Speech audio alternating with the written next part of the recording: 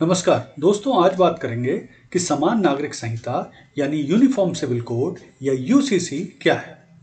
तो सबसे पहले तो ये जानते हैं कि आखिर ये चर्चा में क्यों है। तो देखिए, जैसा आपको पता है कि अभी प्रधानमंत्री जी ने भोपाल में एक रैली की थी 27 जून को। उस रैली में उन्होंने देश में यूसीसी लागू करने के बारे में बताया था और साथ में ये भी बताया था कि उनके ऊपर यानी सरकार के ऊपर विभिन्न time to time Supreme Court ने भी इसे लागू करने के लिए बोला है। अच्छा, इसी के साथ साथ सुप्रीम कोर्ट ने भी अपने विभिन्न जो केस हैं उनके दौरान यूसीसी लागू करने के बारे में बोला था। और ये प्रमुख रूप से जो केस हैं उसमें एक तो शाहबानो केस था 1985 में, एक सरला मुद्गल केस था 1995 में, एक जॉन वलट्टम केस 2003 में था, फिर सायरा बानो केस था 2017 में। इनमें भी सुप्रीम कोर्ट ने कहा था कि यूसीसी को लागू करें।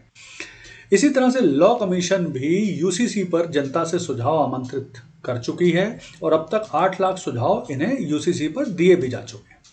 तो ये चर्चा में होने का कारण है। अब हम समझते हैं कि आखिर यूसीसी यानी कॉमन जो यूनिफॉर्म सिविल कोड होता है वो होता क्या है। तो देखिए, यूनिफॉर्म सिविल कोड यानी समान नागरिक संहिता का अर्थ होता है भारत में रहने वाले हर नागरिक के लिए एक समान कानून, मतलब सेम कानून, चाहे वो व्यक्ति किसी भी धर्म का हो, किसी भी जाति का हो, है ना। तो इसमें उसके लिए समान कानून लागू होंगे। और इसमें प्रमुख रूप से जो शादी है, तलाक है, जमीन जायदाद है, बंटवारा है, गोद लेने के सिद्धांत हैं, संपत्ति का बंटवारा है इत्यादि, ये सभी धर्म पर समान रूप से लागू होंगे ये कानून। ये है प्रमुख रूप से। यानी अभी तक क्या होता था कि देश में विभिन्न जो धर्म हैं उनके अपने अपने कानून होते थे, जो पर्सनल लॉ हैं वो अलग अलग होते थे, लेकिन यूसीसी के अंतर्गत सभी के पर्सनल लॉ कॉमन हो जाएंगे। अब संविधान में कहाँ वर्णित किया गया है, तो देखिए, संविधान में जो संविधान का हमारा भाग 4 है, उस 4 के अनुच्छेद 35 से 51 के बीच में जो राज्य के नीति निर्देशक सिद्धांत यानी डीपीएसपी यानी directive principle of state policy दी गई है, जिसमें राज्य कैसे चलाया जाए उसके बारे में कुछ सिद्धांत दिए गए हैं जो राज्य को सलाहकारी होते हैं। और उन्हीं सिद्धांतों में अनुच्छेद 44 में यूसीसी का वर्णन किया गया है, यानी समान नागरिक संहिता का वर्णन किया गया है। इसके अलावा एक भारतीय संविधान का अनुच्छेद 25 भी है जो मौलिक अधिकारों के अंतर्गत आता है, यानी फंडामेंटल राइट के अंतर्गत आता है। उसमें कहा गया है कि अंतःकरण और धर्म का अबाध रूप से मानने, आचरण करने और प्रचार करने की स्वतंत्रता दी गई है इस फंडामेंटल राइट के अंतर्गत, आर्टिकल 25 के अंतर्गत। तो भारत में प्रत्येक व्यक्ति को किसी भी धर्म को मानने, आचरण करने, धर्म का प्रचार करने की स्वतंत्रता दी गई है।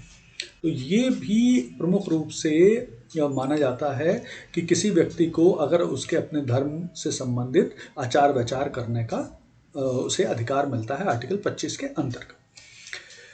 अब यूसीसी कौन लागू कर सकता है, तो देखिए, अनुच्छेद 44 के अंतर्गत जो समान नागरिक संहिता है वो लागू करना राज्य का दायित्व है, क्योंकि ये आर्टिकल 44 में दी गई है, तो ये राज्य का दायित्व है। ठीक है, लेकिन जो शादी है, तलाक है, विरासत और संपत्ति से जुड़े मुद्दे हैं और अन्य सामाजिक मुद्दे हैं, वो दिए गए हैं समवर्ती सूची यानी कॉन्करेंट लिस्ट में। कॉन्करेंट लिस्ट से मतलब होता है कि इस सूची में दिए गए विषयों पर केंद्र और राज्य दोनों ही कानून बना सकते हैं। तो अब केंद्र राज्य दोनों ही कानून चूंकि बना सकते हैं, तो ध्यान रखना यह आवश्यक है कि अगर केंद्र ने इस पर कानून बनाया तो वो मान्य होगा, फिर राज्य का कानून मान्य नहीं होगा। ये क्यों यहाँ समझना जरूरी है कि देखिए, कुछ राज्य जैसे उत्तराखंड है, गुजरात है, यूपी भी अब यूसीसी पर कानून बनाने की प्रक्रिया आरंभ कर चुके हैं और वो इस पर काम कर रहे हैं। तो अगर इन राज्यों ने पहले कानून भी बना लिया, लेकिन अगर फिर केंद्र ने कानून बनाया तो केंद्र का कानून मान्य होगा। तो ये यहाँ समझना आवश्यक है। अब हम देखते हैं कि यूसीसी आवश्यक क्यों है। तो देखिए, संपूर्ण भारत के लिए राष्ट्रीय एकता और अखंडता का ये विचार है। देखिए, एक नागरिक एक कानून, एक देश एक नागरिक एक कानून का जो आदर्श वाक्य है, ये उस पर चर्चा के लिए आवश्यक है। यानी एक देश में जो नागरिक रहते हैं सभी के लिए एक समान कानून होना चाहिए और इसमें सभी नागरिकों के लिए समान व्यक्तिगत कानून के माध्यम से सेवाएं प्रदान करना आवश्यक जरूरी है, क्योंकि एक देश में अगर नागरिक रहें तो उनको एक कानून के माध्यम से ही ट्रीट किया जाना आवश्यक। ठीक है, तो जो समान नागरिक कानून है वो किसी भी व्यक्ति को धर्म, जाति, पंथ, भेदभाव कुछ भी नहीं होगा, यानी उनके चाहे कोई भी धर्म, जाति हो, लेकिन उनके लिए एक समान कानून उपलब्ध रहेंगे, इसलिए ये आवश्यक है। फिर हम थोड़ा समझ लेते हैं कि आखिर पर्सनल लॉ होता क्या है। तो पर्सनल लॉ से अर्थ होता है कि जो विवाह, दहेज, संपत्ति, तलाक, रखरखाव, गोद, विरासत, संरक्षा, उत्तराधिकार और पारिवारिक संबंध जैसे जो विषय हैं, इन्हें पर्सनल लॉ के अंतर्गत लाया जाता है। और देश में एक्चुअली में क्या है कि इन विषयों से जुड़े हुए हर धर्म के अपने अलग अलग कुछ सिद्धांत हैं, पर्सनल सिद्धांत हैं, जिनके आधार पर फैसला होता है। तो उन्हीं को एक करने के लिए, कानून में एक करने के लिए यूसीसी को लाने की प्रक्रिया की जा रही है। अब यूसीसी से चेंज क्या होगा? तो देखिए, हिंदू, सिख, जैन और बौद्ध धर्म के पर्सनल जो लॉज हैं वो हिंदू मैरिज एक्ट के माध्यम से चलते हैं। मुसलमानों का, ईसाइयों का, पारसियों का अपना अलग पर्सनल लॉ है जिनके माध्यम से होता है। तो इस तरह से देश में कुछ अलग अलग पर्सनल लॉ हैं।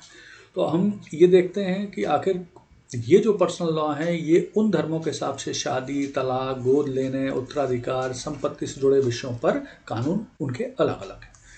अब देश में देखते हैं कितने पर्सनल लॉ हैं। तो प्रमुख रूप से अगर हम देश में देखें तो सबसे प्रमुख है हिंदू पर्सनल लॉ, जिसमें हिंदुओं के बीच विवाह संबंधित जो नियम और प्रक्रियाएं हैं उनका पालन किया जाता है।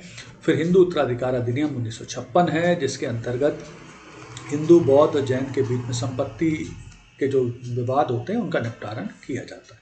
इसी के साथ पारसी विवाह तलाक अधिनियम 1936 भी मौजूद है, जिसके द्वारा पारसियों की धार्मिक परंपराएं और उनके अपने पर्सनल जो लॉ हैं वो निष्पादित किए जाते हैं। फिर इसके साथ सिखों का भी एक 2012 में एक आनंद कारज विवाह अधिनियम बनाया गया है, जिसके अंतर्गत सिखों से जुड़े हुए विवाह, पंजीकरण वगैरह इसके अंतर्गत होते हैं। यहाँ एक चीज़ समझना जरूरी है कि जो सिख विवाह अधिनियम है ये बन तो 1909 में ही गया था, और स्वतंत्रता से पहले सिखों की जो शादियाँ हैं वो गुरु ग्रंथ साहब की मौजूदगी में आनंद विवाह अधिनियम के अंतर्गत होती थी, और 1955 तक ऐसा हुआ। लेकिन 1955 में उसे निरस्त कर दिया गया और हिंदू, सिख, बौद्ध और जैन धर्म को जोड़ते हुए हिंदू विवाह अधिनियम के अंतर्गत इन्हें शामिल किया गया था। लेकिन फिलहाल आनंद कारज विवाह अधिनियम 2012 के अंतर्गत सिखों की विवाह संबंधित जो गतिविधियां हैं वो होती हैं। फिर इसी तरह से है भारतीय ईसाई विवाह अधिनियम 1872, जिसके अंतर्गत ईसाइयों से जुड़े हुए विवाह और बहुत सारे जो उनकी एक्टिविटीज़ हैं वो संचालित होती हैं पर्सनल ईसाई विवाह अधिनियम 1872 के अंतर्गत। फिर सबसे महत्वपूर्ण है हिंदू विवाह अधिनियम के बाद मुस्लिम पर्सनल लॉ यानी शरीयत। तो मुसलमानों के अपने जो मुस्लिम पर्सनल लॉ है उसके अंतर्गत वो अपने पर्सनल लॉ को देखते हैं, जिसमें प्रमुख रूप से विवाह संबंधित गतिविधियां, पारिवारिक जो संबंध हैं, तलाक है, शादी है, विरासत है, ये सभी का निर्णय मुस्लिम पर्सनल लॉ अपने शरीयत लॉ के हिसाब से करता है। फिर देखते हैं यूसीसी लागू करने में आखिर क्या परेशानी आ रही है। तो देखिए, आज़ादी के लगभग 75 साल हो गए हैं और लगातार ऐसी मांग की जा रही है कि एक देश, एक कानून, एक नागरिक के लिए होना चाहिए। तो जो पर्सनल लॉ है उनमें सुधारों की आवश्यकता भी है। सुधारों की आवश्यकता इसलिए कि बहुत सारे अलग अलग धर्मों के जो पर्सनल लॉ हैं उससे जो उन धर्म की महिला पुरुष हैं उनके बीच में भेदभाव जैसा दिखाई देता है, इसलिए उसे सुधार की आवश्यकता है। और पर्सनल लॉ से जुड़ी हुई, यूसीसी से जुड़ी हुई कई याचिकाएं भी सुप्रीम कोर्ट में फिलहाल लंबित है। अब ऑब्जेक्ट क्या है यूसीसी का? तो यूसीसी का जो ऑब्जेक्ट है ये है प्रमुख रूप से धार्मिक अल्पसंख्यक सहित कमजोर वर्ग की महिलाएं जो हैं उनका संरक्षण करना, और जिसके माध्यम से वो ज़्यादा देश के साथ, अपने परिवार, धर्म, समाज के साथ जुड़ाव महसूस कर सकें, क्योंकि उन्हें समानता का अधिकार मिलेगा। इसके अलावा इन सभी कानून, यूसीसी के माध्यम से सभी कानूनों को, पर्सनल लॉ के कानूनों को सरल बनाया जाएगा जो अभी अलग अलग है। इसी तरह से जो विभिन्न विवाह, हर जो धर्म के अपने अपने विवाह से जुड़े हुए अधिनियम हैं वो जटिल हैं, कॉम्प्लेक्स हैं, तो उन्हें भी एक तरह से बड़ा सरल बनाया जाए। फिर ऐसे कानून बनाए जाएं जो सभी नागरिक पर लागू हों, ना कि कुछ एक धर्म विशेष पर, यानी समान यूनिफॉर्म सिविल कोड लागू किया जाए। अब अगर हम देखें तो यूसीसी लागू करने का फ़ायदा क्या है, तो देखिए, अगर हम फ़ायदा देखें तो देश की सबसे प्रमुख तो यही है कि जो महिलाएं हैं उनकी स्थिति में सुधार होगा। जैसे कुछ मुस्लिम समाजों में 3-4 शादियाँ करने का रिवाज है, वो टूटेगा। 3 तलाक कहने से शादी खत्म नहीं होगी, उसके लिए प्रॉपर एक कानूनी प्रक्रिया का पालन करना पड़ेगा। ठीक है, तो 3-4 शादियाँ नहीं हो पाएंगी। वे ज़मीन जायदाद का बंटवारा अपने शरीयत लॉ के हिसाब से नहीं कर पाएंगे। फिर मुसलमान, हिंदू, ईसाई एक समान कानून हो जाएंगे उनके शादी, तलाक और दहेज उत्तराधिकार के मामले में। तो ये आसानी होगी विभिन्न कोर्ट को इसका निर्णय करने में। न्यायपालिका पर दबाव कम होगा। धर्म के कारण वर्षों से पड़े केस जो पेंडिंग हैं वो सुलझेंगे, है ना। और धर्म के आधार पर आसानी से राजनीति भी नहीं होगी फिर। अब जैसे एक रूल है कि पारसी लड़की अगर दूसरे धर्म के पुरुष से शादी करती है तो उसे संपत्ति से बेदखल कर देता है पारसी परिवार। तो यूसीसी आ जाएगा तो फिर बेदखल नहीं कर पाएंगे, उसका भी अपने मूल जो पारिवारिक संपत्ति उस पर अधिकार रहेगा उस लड़की का। कानून सरल होंगे, स्पष्टता आएगी, सभी नागरिकों को कानून को समझने में आसानी होगी क्योंकि सभी समान होंगे। फिर जैसे देखिए, जनजाति समाज में भी बहुत सारे हमारे जो ट्राइबल जो सोसाइटीज़ हैं उनमें अभी भी बहुविवाह होता है, और भी बहुत सारी कुप्रथाएं हैं, बैडिवल मौजूद हैं जिन्हें ख़त्म किया जा सकेगा, है ना। उनमें संपत्ति से बंटवारे से जुड़े नियम भी थोड़े कॉम्प्लेक्स हैं, तो वो सब भी आसान होंगे और एक जैसे हो जाएंगे। फिर जैसे कुछ धर्मों में बच्चे को गोद लेने से रोकते हैं, जैसे मुस्लिम धर्म में महिलाएं बच्चा गोद नहीं ले सकती हैं, हिंदू महिलाएं बच्चा गोद ले सकती हैं। तो यूसीसी आएगा तो हिंदू मुस्लिम दोनों ही परिवार की महिलाएं बच्चा, मतलब हिंदू परिवार की महिलाएं तो लेती ही हैं, मुस्लिम परिवार की महिलाएं भी गोद ले पाएंगी।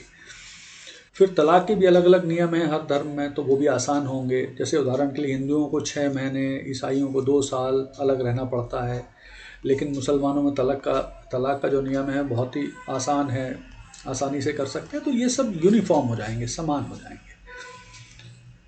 फिर जैसे हिंदू, सिख, ईसाई, बौद्ध, पारसी, जैन धर्म में एक शादी की इजाज़त है, लेकिन मुस्लिमों में एक से ज़्यादा शादी की इजाज़त है, तो वो सब खत्म होगी और बहु विवाह प्रथा पर रोक लगेगी। फिर कुछ इस पर नुकसान जो प्रमुख रूप से कहे गए हैं, तो नुकसान तो नहीं है, एक्चुअली में इसको नुकसान कहना तो उतना उचित नहीं होगा। एक्चुअली में जो सुझाव हैं और जो जिसको कहना चाहिए कि आशंकाएं हैं, जो वो अपने कंसर्न व्यक्त कर रहे हैं, तो इसमें अगर हम देखें तो 21वें विधि आयोग ने अपने कंसल्टेशन पेपर में लिखा था कि हमें इस बात का ध्यान रखना होगा कि हमारी जो डाइवर्सिटी है, देश की एक विशेषता है डाइवर्सिटी की, यहाँ विभिन्न धर्म के लोग एक साथ रहते हैं, तो कहीं उसके साथ कोई समझौता ना हो जाए, हमारी जो क्षेत्रीय अखंडता है वो भी खतरे में ना पड़ जाए, तो ये हमें ध्यान रखना होगा। देखिए, समान नागरिक संहिता का सबसे ज़्यादा विरोध फिलहाल तो मुस्लिम पर्सनल लॉ बोर्ड करता है, क्योंकि उनका कहना है इससे समानता नहीं आएगी, ये सब पर थोप दिया गया है, थोपा जाएगा। तो ये उनका अपना एक तर्क है। आदिवासी के विभिन्न समाज भी इसका विरोध कर रहे हैं, उससे उनका कहना है कि उससे उनकी जो विभिन्न परंपराएं हैं आदिवासी समाज की, वो सब खत्म होंगी। फिर इसके बाद 21वें विधि आयोग ने कहा था कि देश भर में संस्कृति और धर्म के अलग अलग पहलुओं पर गौर करने की आवश्यकता है और उस पर काफ़ी चिंतन मनन के बाद ही उसे लागू किया जाना चाहिए। फिर समान नागरिक संहिता का प्रभावी अर्थ शादी, तलाक, गोद लेने का उत्तराधिकार, संपत्ति का अधिकार जैसे कानून जो हैं, इनको और भी सभी धर्म के हिसाब से थोड़ा सा सुव्यवस्थित यानी सिस्टमैटिक करने की और आवश्यकता पड़ेगी। फिर क्या इसका समाधान है? तो समाधान क्या है? देखिए, प्रमुख रूप से मुस्लिम और जनजाति कम्युनिटी द्वारा सबसे ज़्यादा विरोध किया जा रहा है, तो उनसे चर्चा करके सकारात्मक हल निकालने की आवश्यकता है। और विधि आयोग ऑलरेडी बोल चुका है कि इस पर आम सहमति बनाने और थोड़ा सुधार की भी ज़रूरत है। आयोग ने कहा इस बात का भी ध्यान रखना चाहिए कि पर्सनल लॉ की आड़ में कोई मौलिक अधिकारों का हनन ना हो जाए या कोई इसमें प्रॉब्लम ना क्रिएट हो जाए, तो उसे भी देखें। और फिर उन्होंने कहा है कि सभी धर्म के हिसाब से जो शादी है, तलाक है, गोद लेने, उत्तराधिकार, संपत्ति आदि के कानून जो हैं उन्हें भी व्यवस्थित करने की आवश्यकता है। अब देखते हैं सरकार का क्या रुख है। तो केंद्र की जो बीजेपी सरकार है वो नागरिक संहिता लाने की यूसीसी की वकालत करती है। बीजेपी का जो मानना है कि समान नागरिक संहिता को जब तक नहीं अपनाया जाता तब तक लैंगिक समानता यानी स्त्री पुरुष समानता नहीं आ सकती। फिलहाल कहाँ लागू है यूसीसी? तो देश में एक राज्य ऐसा भी है, गोवा, जहाँ 1961 से ही यूसीसी लागू है। ठीक है। हालांकि इसे पुर्तगाल समय से ही लागू कर दिया गया था।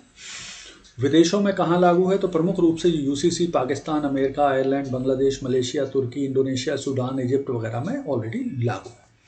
कौन से राज्य तैयारी कर रहे हैं, तो प्रमुख रूप से उत्तराखंड, उत्तर प्रदेश और गुजरात सरकार इसे लागू करने के लिए तैयारी कर रही है। फिर अभी फिलहाल राजनीतिक पार्टियों का रुख क्या है, तो ये बटा हुआ है। हम देखें अगर तो पक्ष में बीजेपी, आम आदमी पार्टी, शिवसेना, उद्धव ठाकरे गुट और बीएसपी और शिवसेना ये पक्ष में है। विपक्ष में है कांग्रेस, टीएमसी, जेडीयू, आरजेडी और AIMIM, Indian Muslim League, union Muslim League, Sapa, DMK, Shiromani Akali Dal ये विरोध में है और तटस्थ है एनसीपी। तो ये प्रमुख रूप से मैंने कोशिश की है सरल भाषा में आपको यूसीसी समझाने का। उम्मीद है आपको ये समझ में आया होगा। धन्यवाद।